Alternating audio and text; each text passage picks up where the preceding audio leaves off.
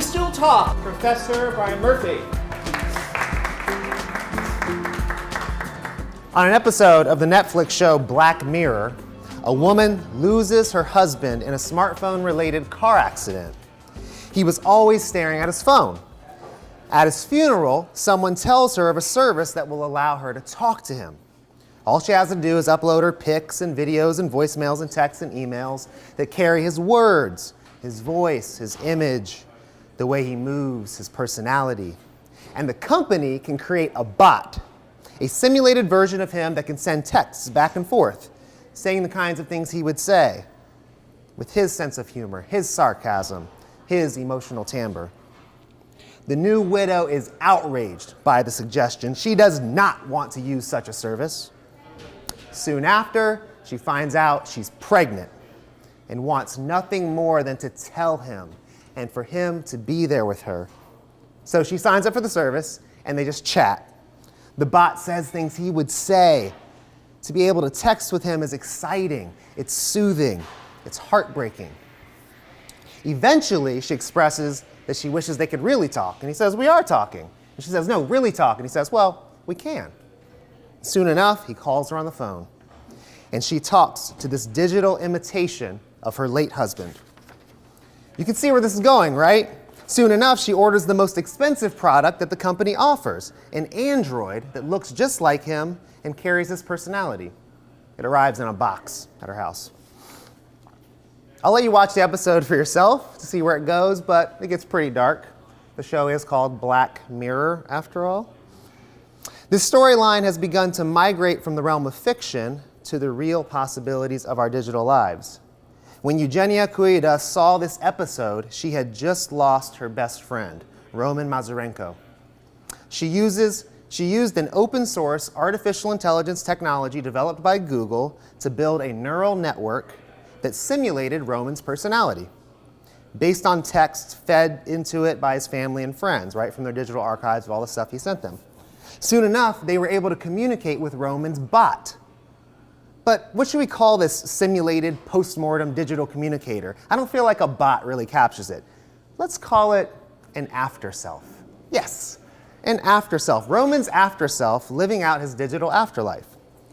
Can we see where this could go? First, let's imagine some of the effects on human relationships.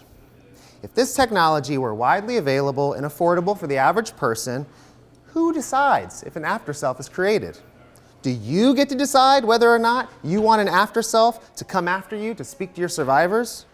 After all, the after-self takes in texts and videos and pics from everyone you know. What this person knows, that person might not have known while you were alive. As Roman Mazurenko's mother said, texting with Roman's after-self helped her get to know her son better. And if it is you who decides, what if your decision puts you at odds with your family? What if you decide in your early 40s that you don't want an after-self? What if your spouse says, "But what if you die before me? You plan to just leave me absolutely alone?"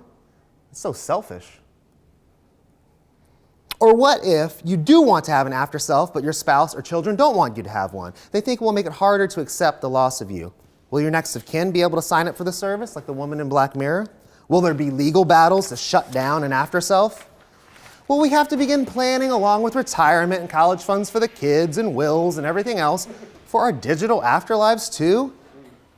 Will there be a disruptive and illegal but popular service that creates a customized virus that moves through the cloud, erasing every trace of you? A digital abortion of the after-self? And let's just take it too far for a second. How will these after-selves be regulated? Will they only be able to contact people who've already contacted them? What if an ex-boyfriend's after-self is created by his parents without concern for how it affects you? What if he texts you? Yes, you can tell yourself it's not real and ignore it. Or can you? It sounds just like him. And soon enough, you fall into old patterns, texting inside jokes, recollections of good times. It's only when he begins hitting on you that you wonder if flirtation from a digital grave constitutes a kind of necrophilia, which is still for the moment against the law. Maybe you block him, cut off contact, and again, you remind yourself that he's not real. You know he's not real. But why then do you feel like you're losing him all over again?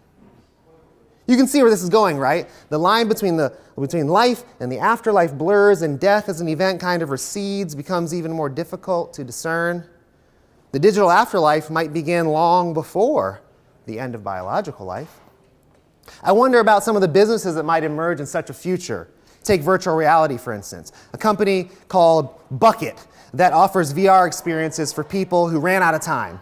And they realize they won't be able to climb Everest or afford a ride on a space shuttle through one of those new private space travel companies. So for a much smaller fee, you can send the company your bucket list, and while lying in your adjustable hospital bed, pushing another button for popsicles, you can finally see how it feels to reach the zenith of the highest mountain in the world and look down on the clouds. And once they put stereoscopic cameras on the space probes, you'll be able to land on Mars and look back at Earth, tiny and shining like the stars around it. And then let's imagine a person who is very near the end of their life, biological life, which has traditionally been referred to as death. Let's say this person really wants their family to be with them, but their family doesn't really like them and refuses to see them. This person can hire Bucket's sister company, AfterSelf. They trademarked the term. You can hire AfterSelf to create virtual versions of these loved ones, right? And maybe it's augmented reality, right? So you can actually see the room you're in, but the loved ones are sort of inserted in. And they're holding your hands and forgiving you and saying they'll never leave your side, and they actually never do because they don't need to sleep or go to the bathroom or drink water. They're there smiling, crying quietly, or moaning and wailing if that's what you're into. You just need to let your after-self consultant know and they'll update your preferences. It's hard to say how far back the after-self will reach into biological life. Maybe before you're in hospital bed. Maybe as soon as you retire, you'll enter into a virtual and augmented reality extravaganza where you can go to Venice finally with your spouse of 40 years, and you can go there when you were young and go there 100 years ago before it sunk into its canals. I'm almost out of time, okay? So we can't think about all that. So let's end with our fictional after-selfer that we talked about, right? He's near the end too, and he's about to experience the ultimate product in after-self's array of services, heaven. The pearly gates. He doesn't believe it's real, but that doesn't stop him from feeling accepted and embraced by all the light and angels and clouds and God smiling down, arms extended. He gives in to the experience. He doesn't think about all the other options he could have chosen for the beginning of his afterlife. Some other version of paradise, weighing his heart on the golden scales in the Egyptian underworld, or standing by the banks of the river Styx and giving a gold coin to the boatmaster. Could have taken a tour of hell with Dante, but thought better of it. In the most expensive options, they draw on stories not in the public domain, like running through strawberry fields in the Shire from Lord of the Rings, or enjoying a meal in the Great Hall at Hogwarts.